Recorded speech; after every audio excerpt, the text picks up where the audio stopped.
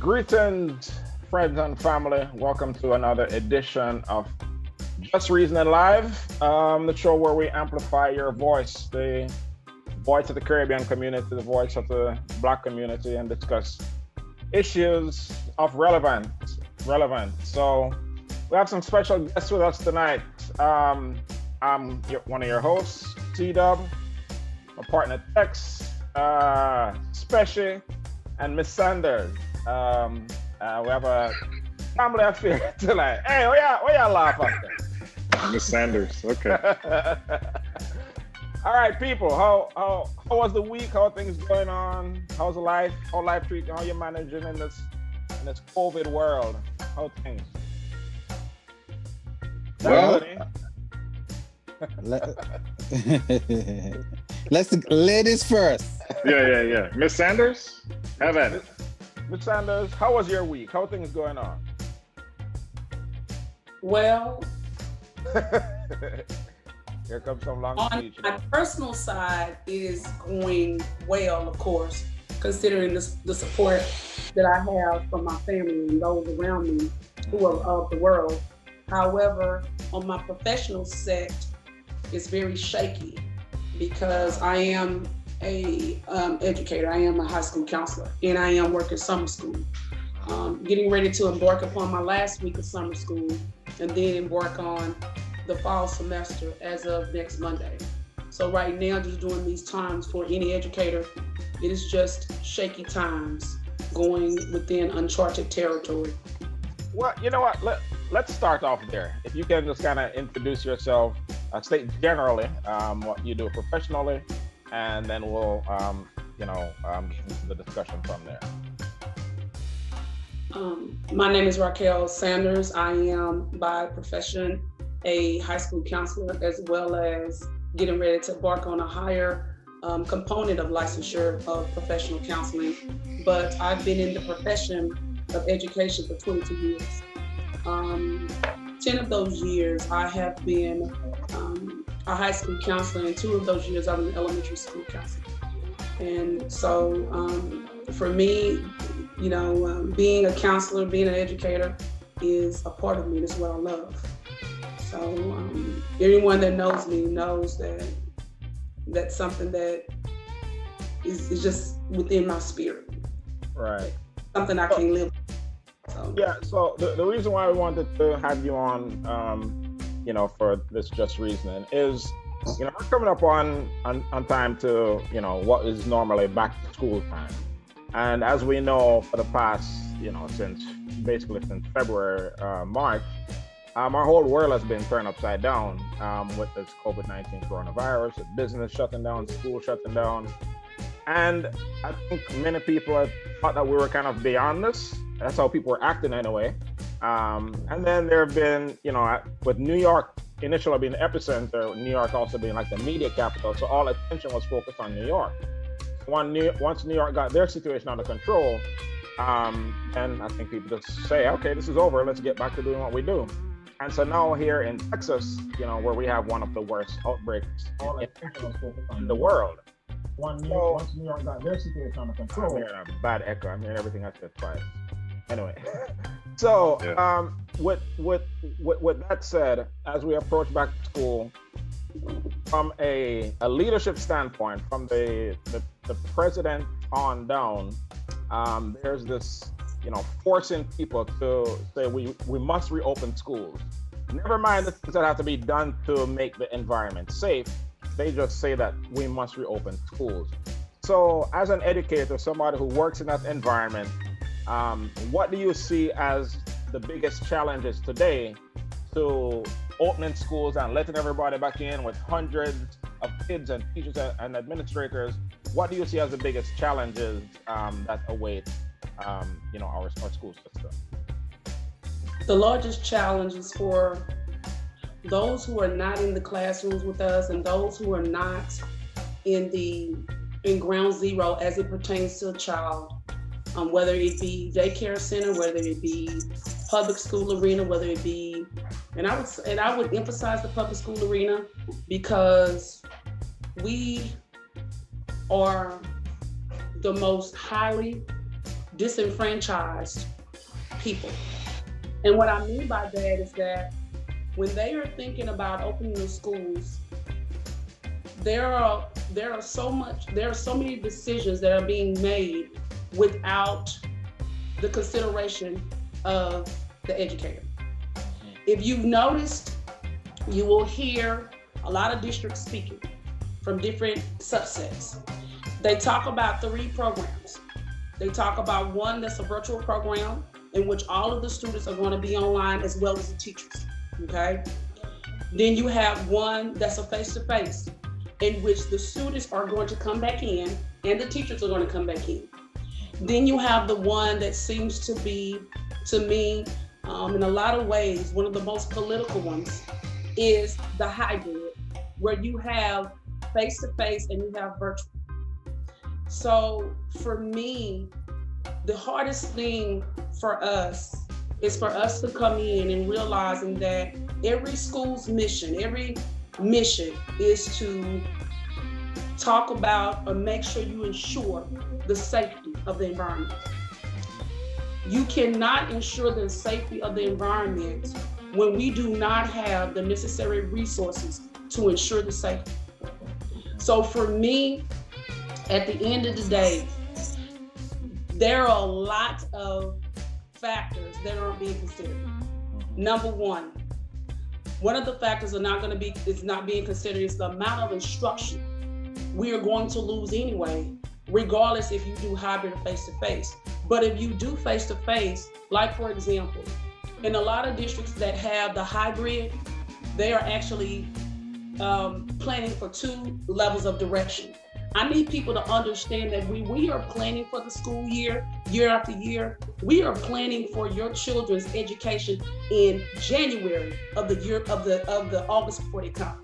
Okay, so changing all of the instruction in the curriculum to better suit the safety and the well-being of the student, and doing it within 2 months or doing it within a month is not good enough. We are losing so many teachers right now. We have a lot that's retiring. We have teachers, we have substitutes that are not even going to be able to come, because a lot of people don't understand that the majority of educators right now, 38% of us are in our 50s and above, okay? That's number one. A lot of people don't realize is that right now we have so many school openings because you have teachers that are actually quitting because they have no choice. You know, you want to force them to come into the schools, but yet they have families. You know, they have, elderly parents to take care of. And I do understand both sides, but the side that I really, and a lot of my colleagues can agree with me, is that it just seems as though we are being held as a sacrificial lambs. And so you hold, the safety of the student, and I get that and I love that. But you have to hold us synonymous, because we have to be there to instruct and to drive the force. Right. You know. You mentioned resources just now, which obviously, what resources? You in your statements just now, I saw all sorts of challenges. Teachers quitting, teachers retiring, all sorts of challenges. From a resource standpoint, what resources do you believe, if schools had, would help them to better be able to deal with the situation? Is it one of the number one resources that teachers are missing, and I need people to understand, is the level of insurance. The level of insurance that are held by most schools is not of the same caliber as corporate. Like, for example, let me just place an insurer out there, Aetna. So when you are working for the corporate industry and you have Aetna, and then you working for the educational infrastructure and you have Aetna, those are 2 different plans. And so a lot of teachers are concerned with that, because at the end of the day, if they're putting their life at risk, they are not going to even have enough coverage in order to get the help that they need in event something does happen. So do you think there should be some type of hazard compensation there, since the insurance isn't up to par? There should be hazard compensation, but right now the compensation is this. So they're giving the majority of the educational arena are it takes 15 days, where you go in and you have to, stay in for 15 days, right? So right now, most of your districts are leaving it up to 10 days. That's not even equivalent for the number of days you have to actually be in. And then also too, for the additional 5 days, they want educators to use that additional 5 days from the time that they have already saved. So if you have someone coming in right now and they do not have those extra 5 days, then they start getting docked. There have been situations in which they place out a survey or an application for teachers to have the deciding factor if they offer both arenas. If they offer the face-to-face arena or they offer the virtual, they're allowing the educators to choose which one, right? If the educator decides is not chosen for the one that they've chosen, let's say, for example, you choose virtual because virtual is going to work for your family, virtual is going to work for you as a teacher, where you're well aware of all of the infrastructure they're going to need, right? So they don't have like an actual platform of how they're going to make that decision. So it's almost, to me, reminds you of a lottery. Some teachers are going to be able to do it, some teachers are not going to be able to do it. So if I'm a teacher and I choose virtual, but the district's like, oh, we don't have enough kids. You are teaching a particular subject area that the majority that want to come face to face are going to do. You're going to be better utilized there. If you don't take that option, then you get reprimanded. And in some districts, if you do not take that option, you don't get the same equivalent of pay as you normally get in being an educator. So let me ask you this, since it's the first time we've met, Ms. Sanders, and I don't know anything about you. Do you have kids? Yes, I have 2. You have 2 kids. I have a high schooler and I have a Middle high school. schooler and I have one that's entering the middle school. Oh, wonderful, wonderful. So let me ask you this, because we're talking about the virtual aspect of things and actually entering the school. I thought about this. So Fort Bend actually opted to do virtual schooling for, this semester and actually this school year. What do you think about the kids, parents that have to work daily? They don't have babysitters. Yeah. They're not going to have anybody at home. As a parent, give me your views on that or your opinion on that?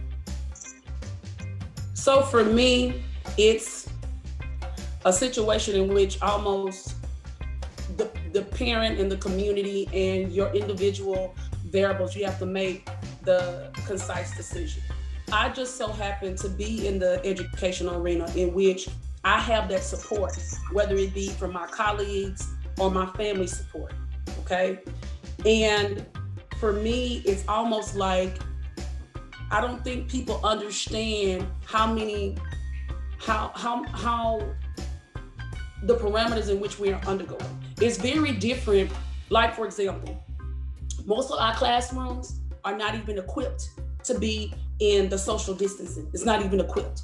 The majority of the classrooms that you have now, if we gut out the classrooms, you have maybe, and I may be pushing it a little bit, 10 desks within the 6 feet radius can be loaded in a classroom. We don't even have the space. What's the normal capacity of the classroom?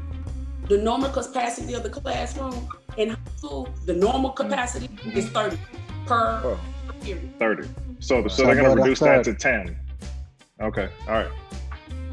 So what So what you have to do is, like, you have certain districts. Fort Bend, I'm just going to be honest with you.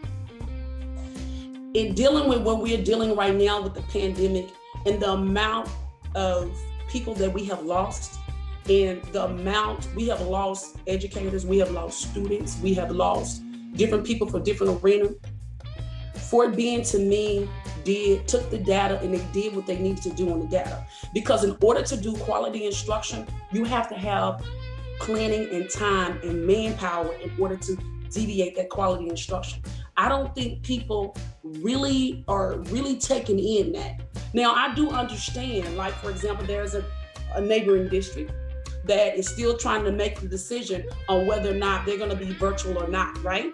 So what they did was they sent out a survey to the parents, and they allowed the parents to kind of to register the student whether or not they're going to have the virtual option or the face-to-face option.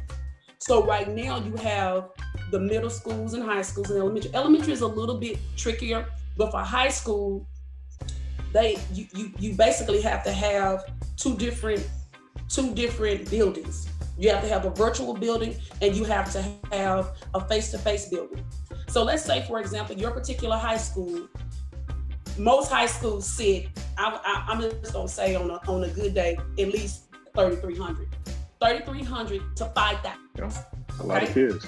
Okay, 3,300 to 5,000. Okay, so if it is that the majority of your student body says, 50, let's say, okay, 50% of them want to do face-to-face, you have to deviate and outsource the teachers that you have now. They're not giving us more staff to do both pieces.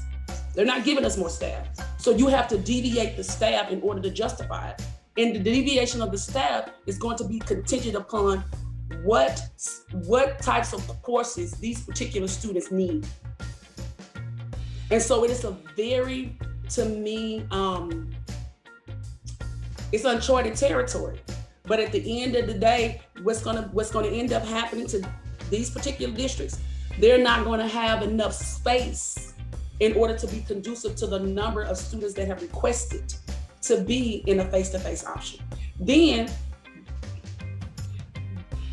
they don't even have a plan, or the plan has not been communicated on how they're gonna know which students to choose out by priority. How are you gonna choose the priority? How are you gonna choose it? Are you gonna choose it due to seniors? Are you gonna choose it due to socioeconomic status? Are you gonna do it according to the parents, whether or not the parents can work? And then, to be honest with you on this part, how are we gonna bus it? How are they gonna get there? All right. Because we've been told that they have to sit 6 feet distance. I wanna know how they're gonna sit 6 feet distance vertically and horizontally on a bus when a bus is not.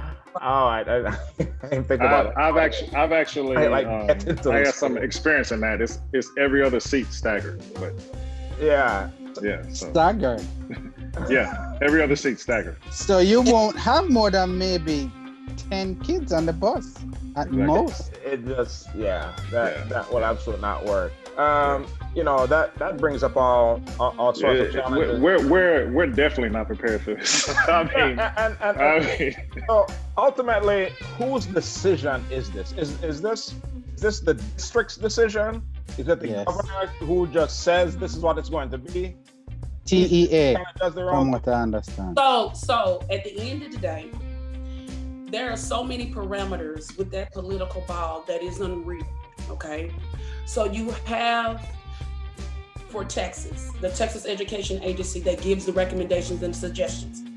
In the very beginning in the mid part of the summer, the reason why there was a hesitation on a lot of schools was because the funding, whether it was, I don't know if it was federal or whatever, the funding was going to be maximized only if you were offering the face-to-face option. So a lot of school districts in the very beginning, that's the reason why they didn't have the plan for the virtual option, or wasn't really considering it. It was kind of like a backdoor thing, because here they are thinking in a business mindset, if we're not going to get the funding that we would normally get for the face-to-face option, we won't have enough teachers and enough resources to even educate the students that we have. Then what ended up happening was there were a lot of districts, a lot of superintendents, because what a lot of people don't know, most of your superintendents in this state, they go on a superintendent's call on Fridays, okay? And they sit down in different areas. You have that Central Harris County, you have, Dallas, you have El Paso, you have different ones. And they discuss these particular points. And then what happened was, when a lot of superintendents were questioning, we waiting on TEA to give us whether or not we were going to be, whether or not they were going to not discriminate against the virtual option. then that's when you had districts like Fort Bend to say, okay, we going virtual. Because you gotta, at the end of the day, you gotta ensure the well-being of the students. And so for me, as far as my own personal view for me, because I have a different set of variables, I have to consider, I have to consider the worst consequence. I have to consider what is the worst thing that could happen, whether it is for me or whether it is for my children. I have to consider that may be a child, if I send my kid to school, that may die in my kid's classroom. I have to consider that teacher may die at the end of the day. I have to consider that one of the students' parents may die. I have to consider that. Those are the options that I have to consider. So in the decision of my household, that was the ultimate, decision. A lot of people don't know, because there are a lot of things that have happened this summer that a lot of people are not even aware of. And me being and a lot of us, the mental health has risen. It has risen, okay? There are a lot of students that have anxiety. There are a lot of teachers that have anxiety. Our suicide ideation has went up. We have students that actually have killed themselves and no one ever knew they were sad. So it's just a lot of things to me that I think that they aren't emphasizing that they need to emphasize, So it is a hard decision, but at the end of the day, whatever choice that you make, you have to consider what is the worst that can happen in the choice that you make. Yeah. So this is this is such an important conversation, and when we think about the depth of this conversation that we've had, and then we hear about how it's talked about on the news, it's like we're having a completely different conversation. 9 days. It's just like reopen schools. They have to reopen schools, and that's it. All this detail about the mental health aspects and the teachers, care for their lives, or dealing with sick parents or sick friends, and this stuff isn't even really discussed. So the final question, we'll go on to other things, and you kind of addressed much of this, but as a parent and also as an educator, what is the best advice that you can give to parents at home watching this, as far as the decision criteria that they need to make as far as what they do now? What is the best advice that you can give to parents?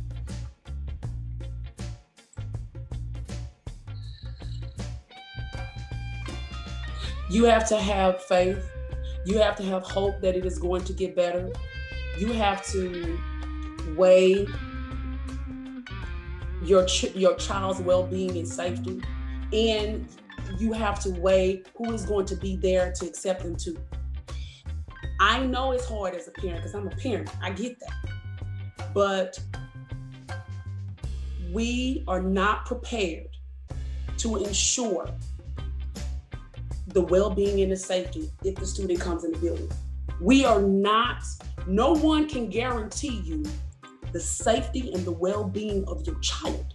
And so that's not something I'm telling you I heard. I'm not telling you I heard that. I know it, okay? So when you considering that, you got to consider all those infrastructures. You have to consider that. And one of the conversations that have happened for a lot of educators is, whether or not we're going to be given the proper equipment to be able to even sanitize and sterilize our rooms. If we have, like, for example, they have plans that are out right now. And so as an employer, especially if you're going back, there's a whole list of things in which are going to be the protocols and the trainings of any educator that's going back, whether you're virtual or not, of what you're going to have to deal with in the event if you are in the building face-to-face and COVID happens. So for example, one of the nice scenarios. So if there's a student that ends up testing positive or have COVID exposure in one classroom, let's just call it, be nice, high school, one classroom. That child has 7 classes, okay? So we will have to contact all of the students within that student's 7 classes, well as each teachers. Wow, I didn't think about that. He went to all of those teachers' classes, okay? So when you multiply 7 classes And a bus driver. Exponential. that's 49 classrooms. And then we have to, and you know, every building has cameras too.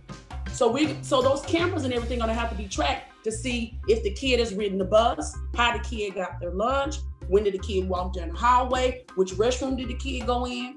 And see, a lot of people are not getting that. A lot of people not getting that. And then what's gonna be interesting, when we have a teacher that's exposed, we don't even have substitutes to replace the teacher. Yeah, I heard that too. Now, are extracurricular activities out? I mean, right now, UIL has come high school up football done with a postponement. And I want to tell people, UIL has a whole lot more to do with other things besides football.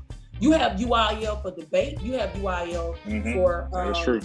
For band. You have UIL for orchestra. You have UIL for Future Business Leaders of America. So you have UIL components for everything. It's just Chris, that you know about that.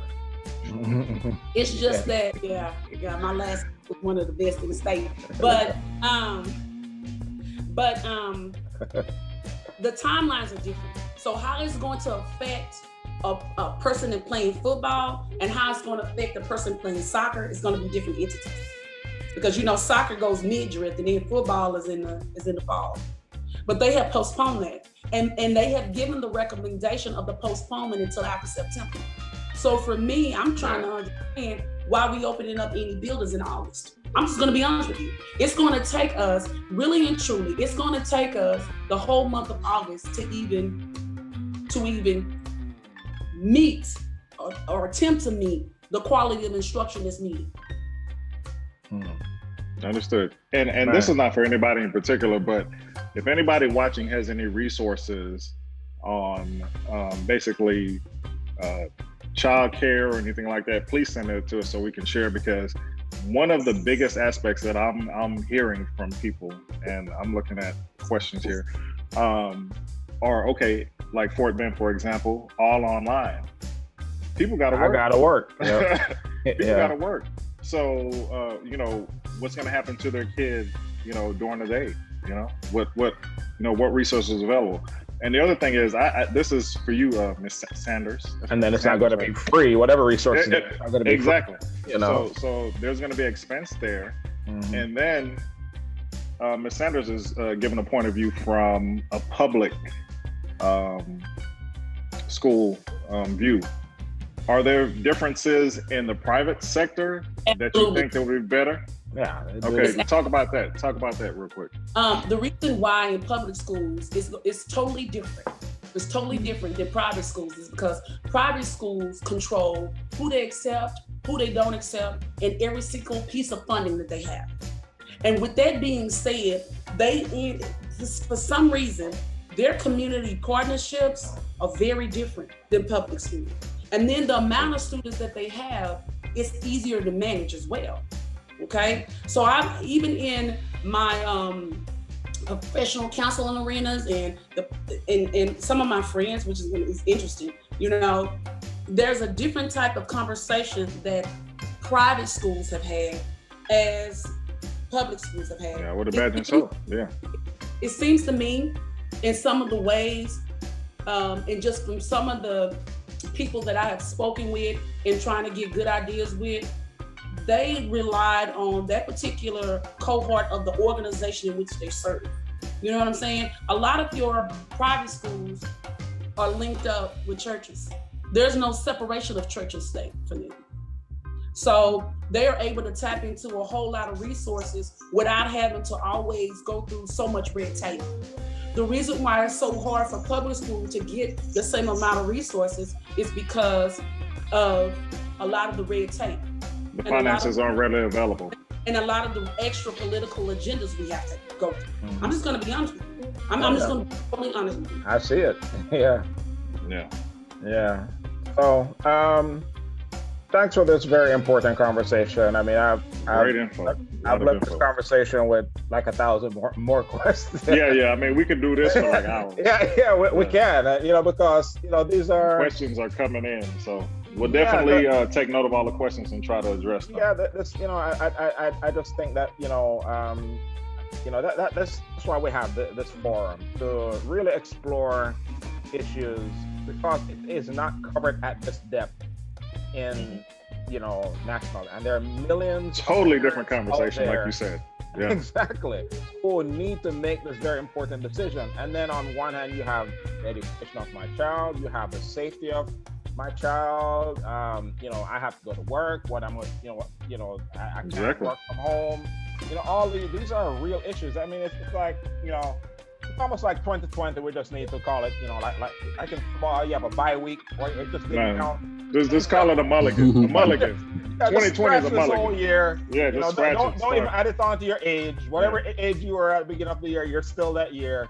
This just don't even count. What they say? What's that meme that's been going around? I'm not going to add this year to my age because I didn't use it. We're returning 2020. Yeah. We didn't go anywhere. We didn't travel anywhere. So. And also, too, you know what?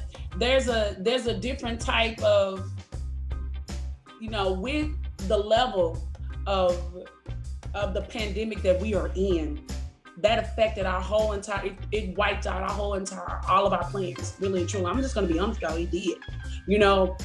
Had it been maybe in the yellow and the green, maybe it would have been a better situation. But the fact that it's still in the red and it's getting worse. And to be there for a while too.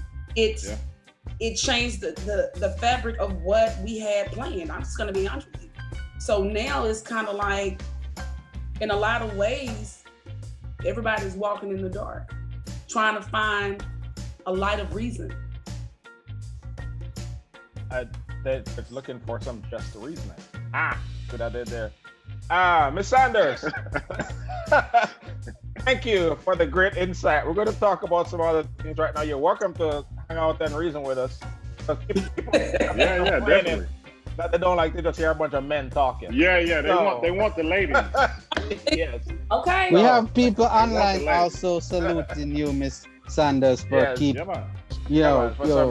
being in the school system, still helping out, still having a passion, So you have a lot of support out there. Yeah, man. Miss Sanders for president. All right, so let me start this off. I want to share my screen real quick. Watch them now. Technology. Can you see my screen? What you see on the screen there? Darth Vader. All right. Okay. Boss. Do you know who that is? Yes. That's a boss. Darth Vader. All right. So, you may think it's just Darth Vader, but this is a man by the name of W. Brown. Why is he dressed like that, you may ask? This was the recent lottery winner in Jamaica, $95 million. And I ain't mad at it. I ain't mad at it. He dressed to pick up his check. Can you blame the man? $95 million Jamaican dollars. It's not 95 US, but that's still whole heap of money. It's like 600 what? Grand. Yeah, it's like six. Yeah. Yeah. So this is Mr. W. Brown. Big up yourself. I hope you're able to keep your identity hidden because life rough everywhere. So Mr. W. Brown, you are my father. Yeah, you know how many of them he gonna get? Is it customary? To have someone like a lawyer or legal representative to go pick up your money for you in Jamaica? Yeah, so they said that I don't know if it was the last winner, but the winner before went with a smiling emoji mask, right? I mean, it's just common sense. You know what I mean? If who would come into 600, even here in the US, it's not just Jamaica or anywhere else. I mean, you don't have people to know you have that kind of money. So in some states you have to collect it yourself. Yeah, but in others because they want some clarity, and they want make it look like it's a scam. Right. Yeah. But in Jamaica, it's one of them where you have to collect at least that you have to come public. Yeah. So showing put on your Darth Vader, put on your Joker mask. Put the Yeah, but you have to collect it yourself. Yeah. Sumfest. You know what Sumfest still going on? So Sumfest, Jamaica's biggest reggae festival, actually started today. But we live in a different world, so they're having a virtual Sumfest, and it's all free to attend online, which I commend them for, and I think that's a great thing to do. And where they're having online set, not just performances, they're having some sessions, around technology. If you think of like what South by Southwest is, where it's not just music, it's a lot of other things around that. So it's sort of like Austin, Texas. Yeah, I don't know if Sumfest did that all along, but now they're doing it. Facebook.com/Sumfest and Twitter Sumfest having live streams of different events. And as far as it may not be a money maker, but the brand is important. It keeps the name alive and everything relevant. That's advice for us. Something. The Bahamas decided to ban U.S. tourists. As they should. Mexico need to get our shit together. Yeah, I mean, Mexico said we don't want anybody down here. Yeah, because the U.S. right now, it's not that the outbreak is just bad. It's so dysfunctional. Right.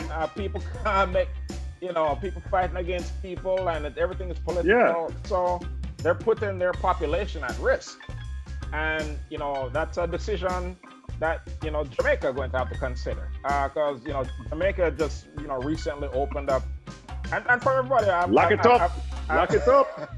Everybody I've heard was not as to easy Jamaica. as you think, Tex. No, man. We know tourism is their number one money maker as far as the economy, so that's where they open up. But hey, well-being is way more important. So shut it down for a little bit. We'll get back to normal. Yeah, so I mean, talking to people who have been to Jamaica recently, and just from what I've read also, I hear that they have some really, on top procedures of strict procedures of making testing you, making tracing you. If you leave the parish where you say you're going to be, you get an alert. Address. If you leave the address, you have to inform them if you're leaving the address that you put on the form. There you go, special again, informing again. No. He's not an informer. That's not for beneficial gain of himself. He's giving information.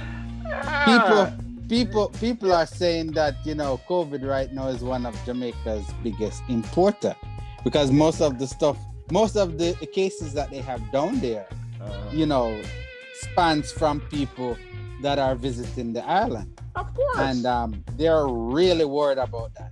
Yeah, but I don't think they're gonna stop it. Yeah, the tourism minister said that right now they're not going to, do like the Bahamas and ban people from the US again, because but he didn't take it off the table, because in recent days the number of cases have jumped heavily. We still don't have a lot of deaths, thank God, but the number of cases has increased, and with most of those cases being people who came from the US, so it's something that they're going to have to consider. I hope it doesn't come to that, because it has a devastating effect on the economy. But if the US can just get their stuff together, man, which not going to happen. So do you believe? So do you believe, Ms. Sanders, that we should be a bit more militant with the way how we treat the citizens here, to get them to conform to stuff like wearing masks, social distancing, and just basically abide by safe protocols? What do you think? Beat them. We've seen that in India. I don't know if they fly here. Start killing, man. But what do you think? What do you think, Ms. Sanders? Get home. See, the issue with here, to me, is that we are not holding each other accountable. And what I mean by that is that, for example, just something as simple as the social distancing and the 6 feet. When we talk about 6 feet, we're talking about 6 feet horizontally, vertically, and in the circumference. We're not talking about 6 feet just one way. Mm-hmm. Wearing your mask properly. Wearing your mask under your nose, that doesn't do anything. That irks me. A stylist. You know, you in your head, but you serving somebody a bag of food. Like, it's just, to me, our issues is we do not follow the small things. It's just those are things that's just small things. And then the militant part of it, you don't really want me to go there, do you? On. Go there. Be careful. I'm gonna go on, Miss Sanders. But I'm a person about following the order. Okay, following the order. And here right now, and what we are going through right now, and the reason why the pandemic is a reflection of the government. Society, yeah. It's a reflection of the government. I'm just going to function. It's true. Yeah. It is what it is. If you don't hold if the government is not being held accountable under what we're supposed to be following in the Constitution, then what? I'm just going to yeah, then people just going to do their own thing. Yeah. Get the people to do when the government is not really doing for the people. Yeah. Yeah, I mean, people think, the rules don't apply to me since they don't apply to them. So they doing what they want to do. They're not wearing masks. They're not. So, hey, why do I have to do it? And let me give you like what happened to me today when I went to the post office. This lady rolled up on me. She was right behind me. So I was pointing to my mask. You know what she did? What? She was right beside me. She pointed to her mask too. So I was like, ma'am, 6 feet, 6 feet. She told me to move if I don't like it. Right? So, you have people out there, they're still defensive about just regular safety protocols. And it's not. Go on. It's not that you're actually saying that you don't want to be beside the person. It's just that you're just trying to be as safe as you can, because there's still a lot we don't know. And these people are not taking it serious enough to say, okay, let me just protect myself. They are not taking it serious enough. And until they end up in the hospital, that's probably when they're going to say, that's it right there. Yeah, maybe I should have taken it a little bit more serious. Yeah, it's one of those things where they talk about one of the things, that make America stand out. Of course, this is their sales pitch, is the rugged individualism, the individual doing. And it's that same thing where I, as an individual, feel I can do whatever I want to do. Whatever you want to do. It doesn't matter the impact. It's a free country. Anybody else, I woke free up country. free. I can wear my mask, I cannot wear my mask. Yeah. So it's that attitude. And then, so it's not only that the people have that attitude, it's when from the top, the same attitude, do what you want to do. And that's the real issue. I do what I want to do. I say what I want to say, and I'm not held accountable for anything that comes out falsely. I'm not held accountable. And like you said, Chris, the media, the conversations we're having here are totally different from what we hear on the news. Totally different. And let me just point something out real quick, because I was reading, I know I didn't have any detailed things, so many topics to go through. I'm going to talk about this real quick. I read on Yahoo News that people are more likely to contract COVID-19 at home. And it was a study done. They go out the road here. So come on. You're safer. Are we stupid? Yeah. Like we have to have responsible media outlets. I mean, this is on Yahoo News, okay? Yeah. All right, and then I'm going to read what they said, and please. And this is another thing. Everything that you hear on the news isn't true. Okay, do your due diligence. Research. Do not and inject yourself. Yes. Do not inject yourself. Use your brain. Okay. With disinfectant. Like, clear that so out. you're telling me, for me staying my ass in the house, I'm more likely to contract COVID staying home than going out. Okay. Yeah. So let me read this. It says a study published by the U.S. Center of Disease Control and Prevention, which is the CDC, on July 16th, looked into the detail of 5,706 index patients who tested positive for the coronavirus and more than 59,000 people who came in contact with them. The findings show that 100 people infected out of that 59,000 had caught the virus let me go back. The findings showed that 2 out of the 100 infected people had caught the virus from household contact, while 1 in 10 had contacted the disease from their own family members. Okay. That in itself makes sense. Right. But where did the other family member contact? They went outside. Yeah, contact with? They went outside and got the shit. Yeah. Putting that out there. Somebody online said recycled air. Yeah, I mean, yeah, if somebody, somebody go out the road and come home and they bring it in, of course. Exactly. And So then everybody else in your household yeah. gets it. It's not from staying in your house. So the headline itself is asinine. Yeah. I mean, come on now. Journalists, we have to be more responsible than that. And Well, that's they exactly need what we're some talking shock about. value to get you to read the Yeah, article. That's it how worked. they do sometimes. It worked. Yeah, that's how you came across that article. Exactly, because I was like, man, what are these people talking about? I mean, So but some people come across it and just read it and be like, oh, let me get out the house then. Hey, but look here. Even worse than that, most people don't even read it. They just read the headline. And they read the headline, and headlines are written to get you to get attention on it, right? Yeah, so they do that, right? And then people just share it, and then that's how false information gets spread out there. That's our world. So that's why. So when somebody gets too close to you and gets within the 6 feet, do you punch them in the face like Dennis the Menace, or one elbow in the neck? You have the authority to 50 just feet. social distance somebody. They don't want to do it themselves. Tell them this is a social distance elbow. Watch yourself. Hey, especially remember, I look at that beautiful flag behind you.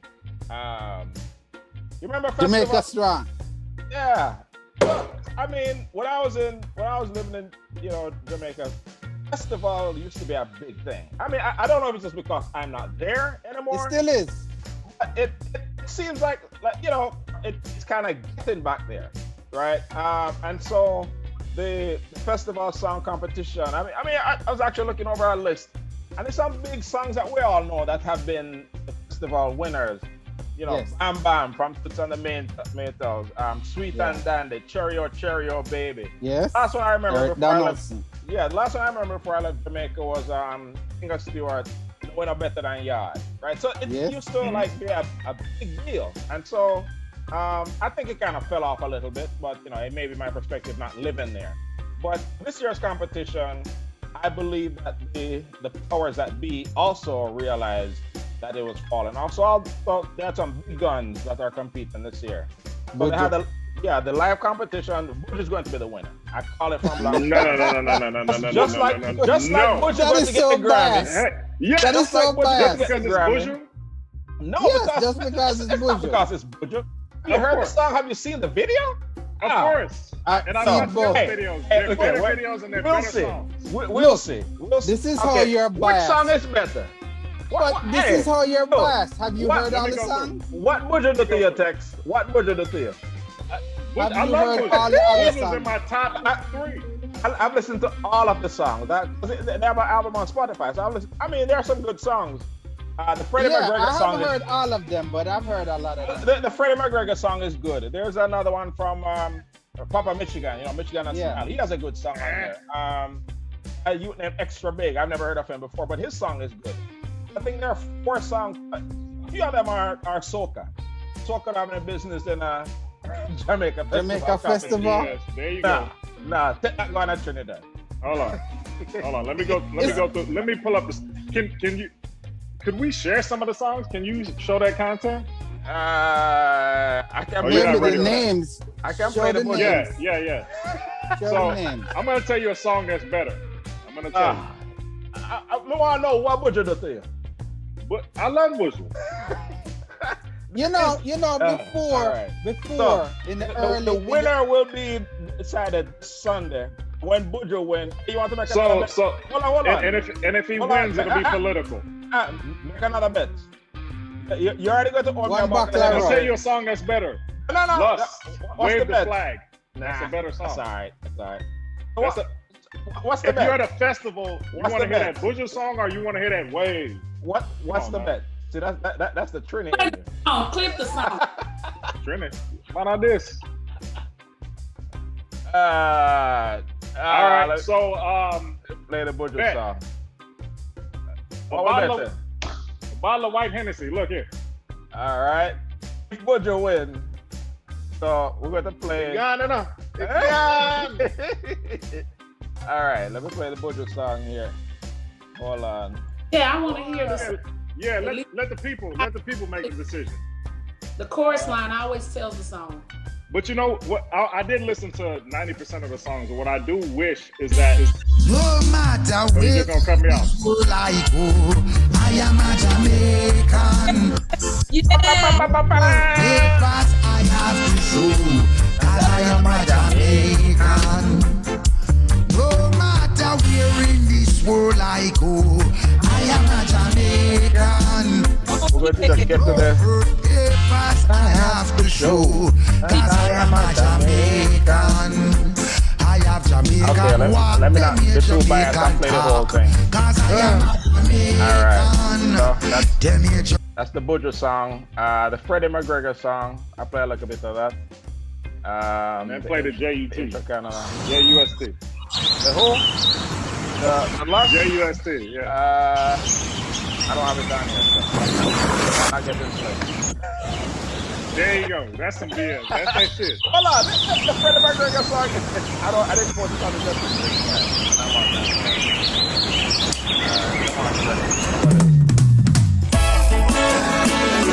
Jamaica midday. Bring me hear me now. The place I know and the place I grow, Jamaica is my home. For better or worse, yes, she comes first. Never, never leave my base. The road is long and the way is steep. Silent river runs deep. You never miss the water till the well runs dry. Jamaica, a true paradise. Never count out the people. We're always vibrant and strong, yeah. Don't take us for granted, or you will be totally wrong, yeah. Turn up the sound and we bust up the... That's a nice second place finish. And here's my third place selection. Extra big. Only you want to get one. Jesus. Hey, I want me born on me birdland. I run me gun on a dirt man, a really hard man. People are research the best place on earth, so make me introduce you to me island. If there's a heaven on earth, it gotta be the place of my birth. Masterpiece of the creator's work, Mother Nature live in concert. Perfection in the creation, breeze and sunshine all day long. Healing places for every situation. From your power, you have to stay long. Paradise, Jamaica paradise. Me have to jump and rejoice. The way the river water nice, yeah. No else you not get breeze like these. I pressure them up on the ground. All right, let me see if I find the. All right, wave the flag. All right, we'll play this one. After the small commercial break. All over. Them love the Jamaican culture. Say all over the world, all over.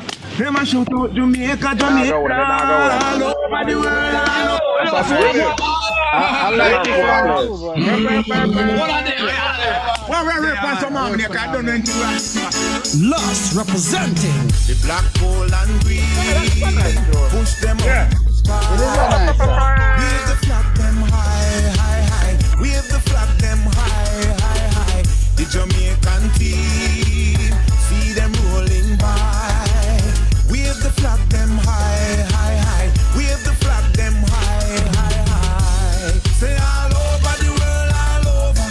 Them love the Jamaican culture. Say all over the world, all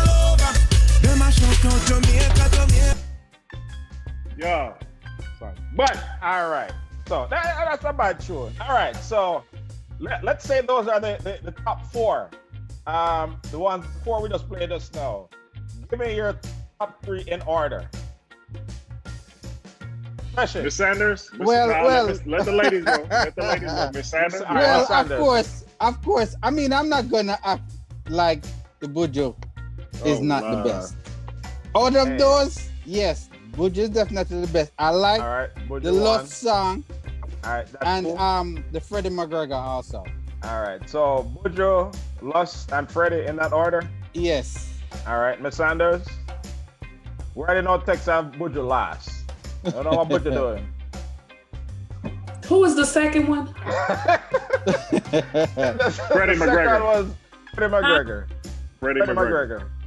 You know what? It's going to be interesting because I think what the public wants and the public yearns for is the whole combination package of what Buju presents, from his video to the actual popping of the music.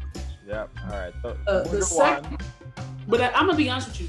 The second one, I actually like the meaning of his lyrics first because as an outsider, not an outsider like I really am, but I'm just saying. You're not an outsider. You're born Jamaican from a long time. Of all the Jamaican traditions is in his song. So I do like that about his song. I like the historical relevance of his song. All right, and the third place? The third place that you actually had as your lineup was not the third place for me. Okay. The third place, actually the fourth place. Okay. And then the third place, that's the fourth place. All right. Next, we know Buju is last. So who are you? Who are you? The other two. I can go into this, but I'm just gonna go through my list. I guarantee if you put Buju on the LUST song, I'm not gonna go there. That boy be hating on Festival. Buju, man. So I'm gonna go with the wave the flag first. Buju second, and then McGregor. All right. Let me tell you something before Chris tell me speaks. this. Well, hey, we open to everyone's, poll, but why did you go with that one first? Because of the vibe of the song. It's a festival. It's a lively vibe. Oh, yeah, the vibe of it is. Okay. Like, Yeah. I mean, wave the flag. To me, those are clearly the four best songs on the album. They not just because I'm a big Buju fan, but that's the first song. That's the first one I heard. Of course. And the first time, the first time, I actually didn't even know it was festival time. I wasn't thinking about that. And then I came across the song. I came across, and it's really the combination of the song and the video. I mean, it just represented just everything I love about Jamaica. Not just the beach and the mountains and the rivers. The people, the laughing, and it's the lyrics, it's the video, everything about it. I respect that. You're still wrong. But it's just from the purpose of festival. So it actually started in right around independence. It was an idea of who later became our Prime Minister Edward Seaga, who at that time was Minister of Community Development. Yeah, and the idea was just to celebrate Jamaica and just instill a sense of national pride. And listen to all the artists in the interviews that they've given about this, just saying that no matter who wins, it is Jamaica wins, because what this is about is showcasing Jamaica and everything that is lovely about Jamaica and Jamaican people. Regardless of who wins, these are all songs, they're all memorable songs that's still going to get. I saw something today that the album, because they released it on all the major, like Apple Music and Spotify. It's, I don't remember the exact number, but it's actually ranked pretty high as far as new album. So at the end of the day, Jamaica wins in that. Here's one of my issues with that though. You see, when they talk about festival and they're advertising this year's festival, they only play one song, the Buju song. They play throughout the whole commercial. But right, I have a problem with that. I mean, I get that, but if you think about it from and at the end of the day, we have to realize that this is Marketing. business. It's business and it's marketing. Marketing. There's no bigger Yep. artist. There's no bigger time. New album just bust. You know, when they had the live performance the other day, Buju, you know, obviously performed last.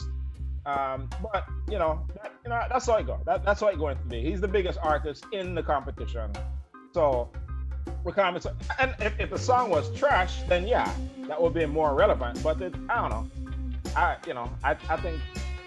So because he's the media biggest was a bit artist, that biased means with he that. has the best song? No, it doesn't mean that. It definitely does not mean he has the best song. I happen to like his song the best, but it doesn't mean that he has the best song. I think he will win because he's Buju. And it is you know, like American Idol. It's by vote, it's by popularity. He's definitely the most popular artist in the competition. He is. So he I is. don't see how he won't win. But whether he wins or if he wins, it's not like he didn't deserve it. It's a great song, great message, great lyrics, great video.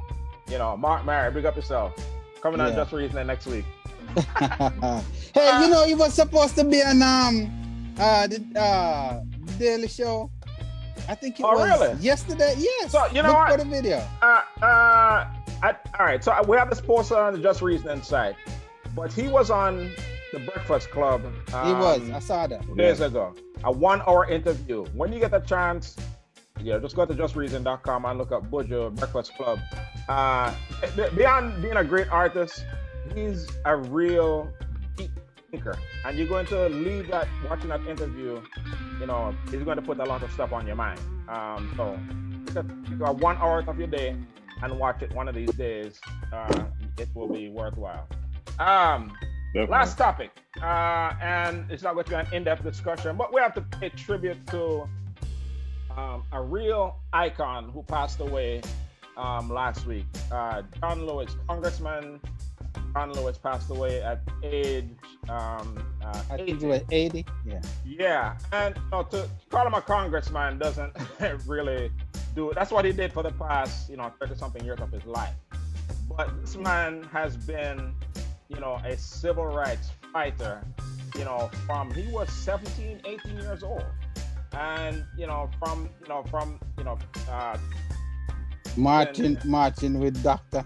Yeah, so he was one of the organizers at age 23, one of the organizers of the March on Washington. He was the youngest speaker on the stage, speaking there with MLK.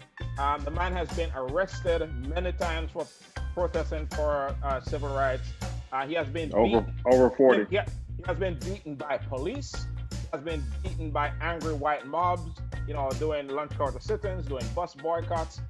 I mean, from the man was, think of what you're doing at 17, 18 years old, right? And the man was doing that stuff. And the thing is, he never got discouraged. He kept on fighting.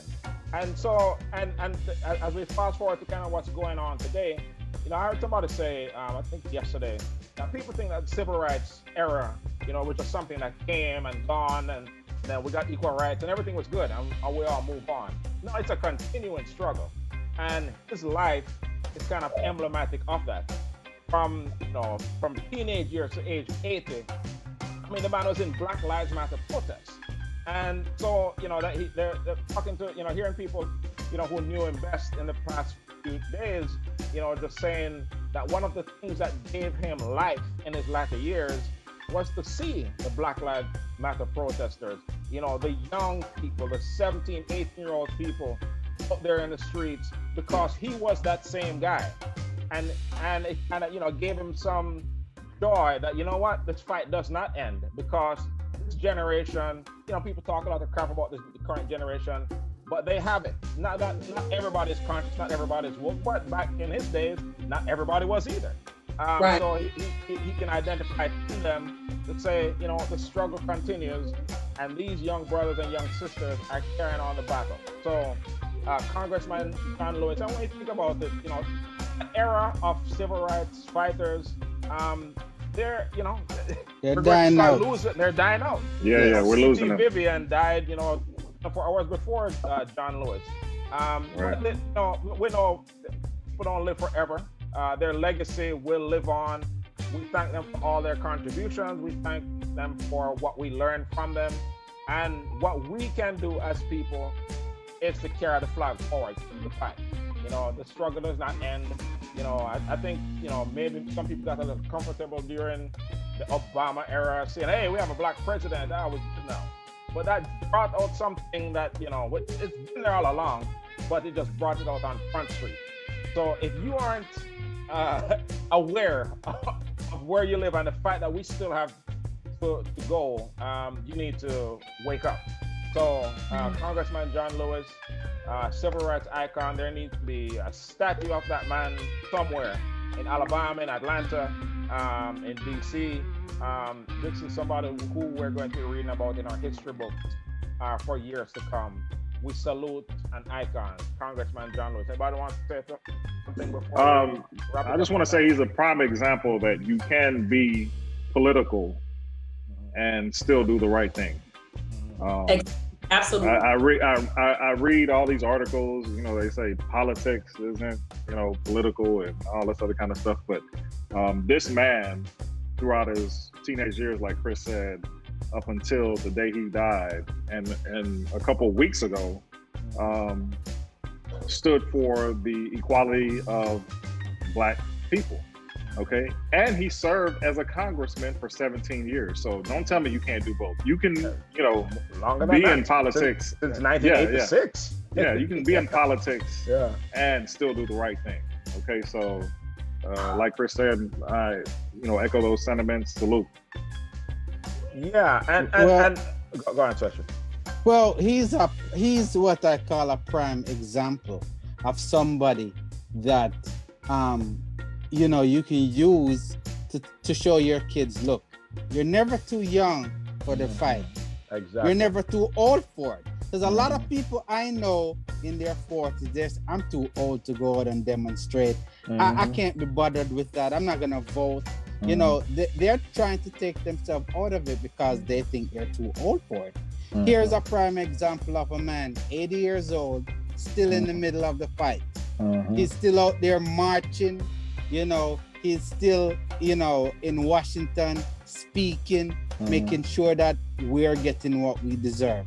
So, my heart goes out to his family. We would have liked to see him still in the fight, but we just need we need him, we need his icon, his memory to motivate these new people that are coming up to take on the fight and maybe even bring it further than what he did.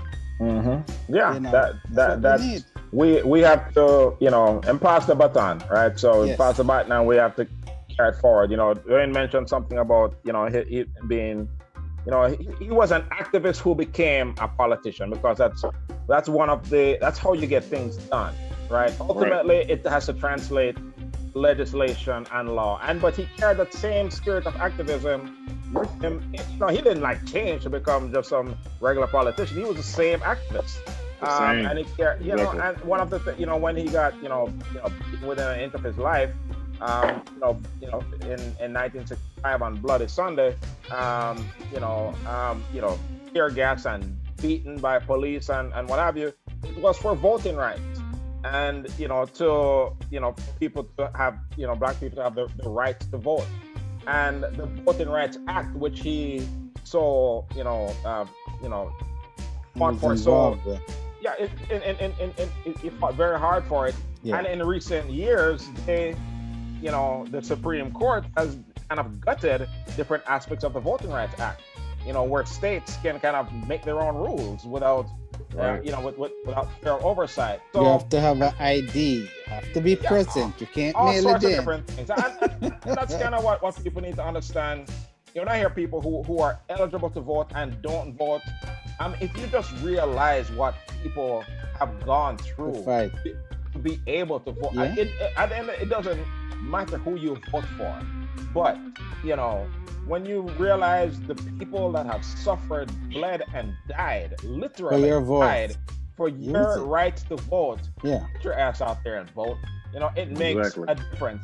They take us and our concerns, our issues more seriously the more we vote. And, so and things aren't going to change with one vote. This is a long-term battle.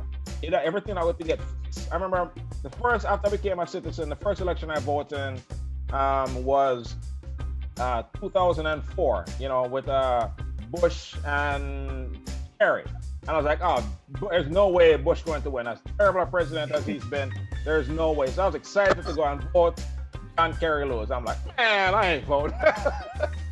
So but then I had to think about it. Look here. But you know what? It's a long-term thing. But you know what?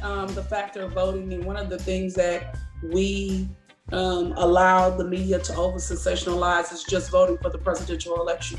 A lot of people do not realize the power of your local and your state government. Yep. That is true. When it's time to vote, are you voting for school board members? Are you voting for the trustees? Are you realizing that, are you voting for the local and state? A lot of people don't get that. They just want to vote for when it's, the president. They vote in the big election. Right. Yeah. The people who have the most impact on your life is your local committee. So, I vote in every single election. Me too. Sometimes I know the people, sometimes I don't know them, but I'm going out there to vote. As long as there's an election I keep, I'm dead it. All right, people, we'll come up on what we call Look More. This is where we give our yes. Look More is where we're saying peace out. So give a 1 minute last thought before we go on our merry ways and hit the club. So we'll start. Ladies first. Virtual club. Ladies first. Miss Sanders, thank you for joining us. Give us a quick wrap up. Yeah, it has been a blessed affair to actually share and spotlight the concerns that the educational community has with you all. It has been a blessing. It has been an honor to be on here. Thank you, ma'am. Mr. Sanders, go on. Really? Well, I was told to also mention CT Vivian, who also died a couple days ago, right. too. Yep. MLK's lieutenant. I want to send out my condolences to their family too. Exactly. And and also mention that 6 feet matters, right? Hey, social that's a t-shirt right there. Social distancing matters. Is important. It's for your own health. Social distancing, wearing your mask. Very, very important. People keep these things in mind whenever you leave your house. And remember, 6 foot radius, not just 6 foot in front. 6 foot all around. Your front, back, side to side. Dr. Tech. Exactly. I want to thank Ms. Sanders for her introspect and give us a different side of view for things that are going on. It got me thinking about a lot of things, and there's a lot more conversation that has to be had. Special is always a pleasure. I just want to say, again, it's been on my mind, just articles I've been reading that are just totally asinine. Do your due diligence. If you read an article and there's a flag that goes off in your head, do some research. Find out. There was a tweet that came out from our president, supposedly. I read the tweet and I said, no, that's too intelligent. He didn't do that. I had to go check the Twitter account. You understand me? Yeah. And when I found out he didn't tweet that, when I read it, I knew he didn't tweet it. Yeah. I was like, come on, he didn't do it. But anyway, do your due diligence, and just to piggyback off of the 6 feet matters. This irks me. Excuse me, I'm just gonna rant a little bit. It matters in your car too. When I go to HEB, don't park right next to me. Space of 2. I always park Because if we go into the car at the same time, guess what? You done violated me. That's true. Okay? You in my space. I'm opening my door. You opening your door. Okay, we bumping doors. Okay, that's not 6 feet. Woo. Give me some space. Woo. Yo, take a drink off of the sponsor then. Mash up your head. People, it's a great reason. Ms. Sanders, thank you for some great insight. As I mentioned, this seems like a whole different conversation from what is presented in our news. I hope, obviously we'll post this and repost it because a lot of parents out there who really don't know what to do and really don't know the full implications of this. So thank you for for joining us and sharing those thoughts. I think it was really important. And lastly, with the Jamaica Festival Competition, again, just remember, regardless of who wins the competition, which will be announced this Sunday, Jamaica wins. If we think about just the original intent of what this was about, at the end of the day, it doesn't matter if Buju win or not. What he means to say is when Buju wins. No. At the end of the day, it doesn't matter for his career. It doesn't matter for his bank account. It doesn't matter. I'm going to do fine either way. But what the original intent of this was celebrating, Jamaica. Here as we're coming up on independence here the next few weeks. We look about with Talawa. We are, a small island, a small like a dot on the map, but we've had a pretty large, oversized global footprint in terms of music, in terms of culture, various things. So we should all be proud of that. So we are the winner. We are the winner. That's to leave us with. So, my people, thank you for all of you who tuned in, and thank you for tuning in to Just Reasoning. Wednesdays at 9 p.m. Central Standard Time. Karanja, big up. Yeah, man. JustReasoning.com is where this will be posted. Also, Facebook.com/MySoulRebel. Thank you, my guests and hosts, for another reasoning. The purpose of this platform, as I always mention, is to amplify our voice, amplify our concerns, our issues, which is relevant to the Caribbean community, the Black community. So, continue to support us. And if you like content of what we have to say, I ask you to comment and like and share. We want this platform to get bigger and bigger and bigger, so we can do our thing, like I always said, and discuss these issues. But we need your support, you, and also you, in order to take this to the world. So thank you for your support. Thank you for tuning in, my people. God bless. And next week, same time, same channel. Big up yourself. Bless. Later. Make us strong. Love them.